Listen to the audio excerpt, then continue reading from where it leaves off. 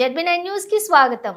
తమ సమస్యలు post card రూపంలో వ్యక్తం చేసిన విద్యార్థులకు అండగా విద్యార్థుల పక్షాన పెద్దపల్లి నియోజకవర్గం బీఆర్ఎస్ నాయకురాలు దాసరి ఉషా కరీంనగర్ పట్టణంలోని సుభాష్ నగర్ ఎస్సీ బాలికల హాస్టల్లోని విద్యార్థులను కలిసి వారి యొక్క సమస్యలను అడిగి తెలుసుకున్నారు.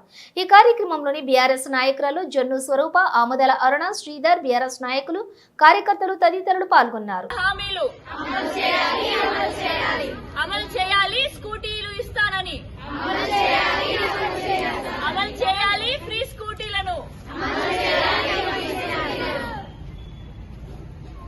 అమలు చేయాలి, 4000 నిరుద్యోగ భృతి హామీ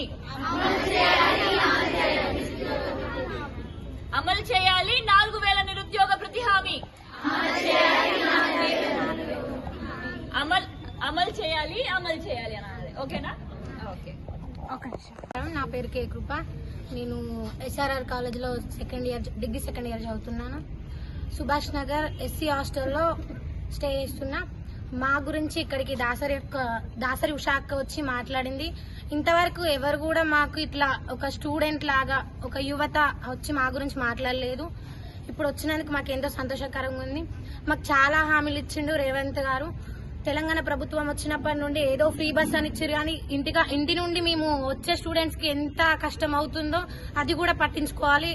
ఏదో బస్సు ఎక్కే దగ్గర నిలబడి స్టూడెంట్స్ నే అక్కడ పెడతారు. ముందున్న తరానికి, ముందున్న ప్రభుత్వానికి మేము అసలు ముఖ్యమైన వారం. ఎవరో పెద్దవాళ్ళు, ఎవరో అమ్మలు వచ్చేస్తే కాదు కదా, మేము కూడా ప్రతి ఓటేసినాం. మాకు కూడా అడిగే హక్కు ఉంది కూడా. మాకు స్కాలర్షిప్ రాలేదు ఇంతవరకు. స్కాలర్షిప్ గురించి పట్టించుకోవాలి. ఇంతవరకు విద్యాశాఖ మంత్రి మాకు సరిగ్గా అమలు కూడా చేయట్లేదు. ప్రతి దాన్ని కూడా మీరు మైండ్లో ఉంచుకొని మీరు గెలవడానికి రీజన్ ఏంటిదో ప్రతి ఒక్కటి హామీ నెరవేర్చి మా గురించి, ఇప్పుడు తెలంగాణలో ఉన్న ప్రభుత్వం గురించి ప్రతి ఒక్కరికి స్కూటీ ఇస్తా అన్నారు.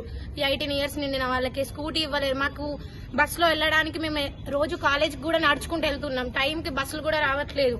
40 మినిట్స్కి ఒకటేసారి 4 బస్సులు వస్తున్నాయి. 20 మినిట్స్కి ఒక బస్సు అవుతాయి. ప్రతి బస్సు 10 మినిట్స్కి వచ్చిన, 20 మినిట్స్కి వచ్చినా పర్లేదు, కానీ ఖాళీ వచ్చినట్టు ఏదో నిండుగా వచ్చినట్టు కాదు. బస్సులు కూడా మాకు ఎక్కువగా ఉండాలి. స్టూడెంట్స్ కాలేజ్కి వెళ్ళడానికి మాకు అసౌకర్యంగా ఉంది.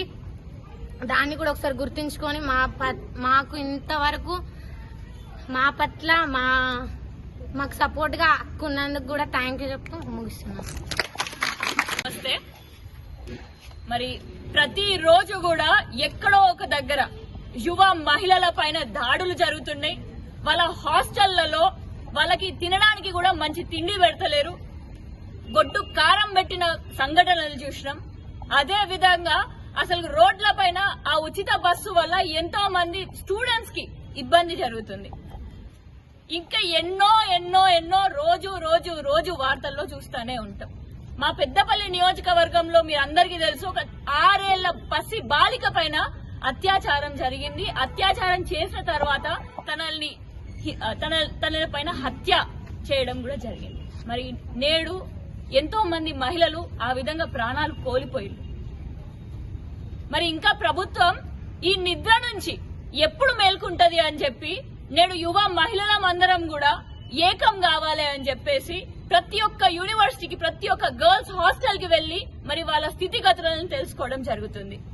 మరి ఇవన్నిటిని అడ్రస్ చేస్తూ ఎన్నో విషయాలలో ఇప్పుడున్న ప్రభుత్వం వీళ్ళందరికీ కూడా న్యాయం చేయాలి అని చెప్పి గొంతిప్పుదామని అనుకున్నాం. కానీ రియాలిటీలో చూస్తే కనీసం విద్యాశాఖ మంత్రి కూడా సపరేట్ గా లేరు. అదే విధంగా వీళ్ళందరికీ కూడా ఎలక్షన్ల ముందు వీళ్ళ ఓట్ల కోసం ఎన్నో హామీలు ఇచ్చిళ్ళు. ఉచిత ఫ్రీగా స్కూటీలు ఇస్తామని అన్నారు, 4000 రూపాయల నిరుద్యోగ భృతి ఇస్తామని అన్నారు, స్కాలర్షిప్లు, ఫెలోషిప్లు, రియంబర్స్మెంట్లు, అబ్బో ఇంకెన్నో హామీలు. అట్లనే మళ్ళా తులం బంగారం, 1,00,000 రూపాయల ఇంకర్మ కళ్యాణ లక్ష్మి, దాంతో పాటు తులం బంగారం అని అన్నారు. కానీ ఇనుము కూడా ఇస్తలేరు. మరి ఈ విధంగా ఇచ్చిన హామీలే నెరవేర్చకపోతే మరి నేడు ఎస్సీ హాస్టల్ కరీంనగర్ సుభాష్ నగర్ వద్ద ఉన్నటువంటి హాస్టల్లోకి వచ్చిన తర్వాత వీళ్ళందరూ మాకు కొత్త భవనం కట్టాలి అని అనేసి డిమాండ్ చేయడం జరిగింది. అసలు బాత్రూమ్ల కోసం ఒక 1/2 కిలోమీటర్లు నడవాల్సి వస్తే అందుకే చీకట్లో ఏం నడుస్తాం అక్క అని అడగాల్సి వచ్చింది. మరి వీటన్నిటిని ఎప్పుడు మీరు నెరవేరుస్తారు? ఇచ్చిన హామీనే నెరవేర్చకపోతే ఇంకా వీళ్ళు కోరుతున్నటువంటి డిమాండ్లు ఎప్పుడు నెరవేరుస్తారు? మీరు విద్యాశాఖ మంత్రిని సపరేట్ గా పెట్టేది ఎప్పుడు? మరి వారందరూ కూడా ఇప్పటి వరకు మీరు ఏదో అనుకున్నారేమో, యువకులే కదా, దాంట్లో మహిళలే కదా, కుక్కిన పేను లెక్క ఉంటారేమో అని అనుకున్నారేమో. లేదు, నేడు మారింది. మేమందరం కూడా చైతన్యవంతమైనం, మేమందరం కూడా గొంతెత్తడం మొదలు పెట్టినాం. మరి నేడు ఒక పోస్ట్ కార్డ్ ఉద్యమం చేస్తున్నాం. ఈ పోస్ట్ కార్డ్ ఉద్యమం ద్వారా ప్రతి ఒక్కరి సమస్యని దాంట్లో రాసి మీ వద్దకే తీసుకొస్తాం. బరాబర్ దాన్ని పరిష్కారం చేయాలి.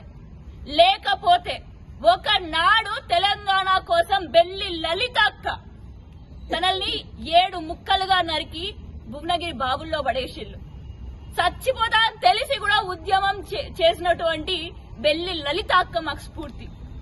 మొట్టమొదటిసారిగా మహిళలందరూ చదువుకోవాలి అని చెప్పేసి సావిత్రిబాయి ఫులే గారు, మరి మాతా సావిత్రిబాయి ఫులే గారు మహిళలకి ఎన్నో అవమానాలు భరించి మా కోసం చదువుల తల్లి లెక్క మా అందరికి చదువు నేర్పించింది.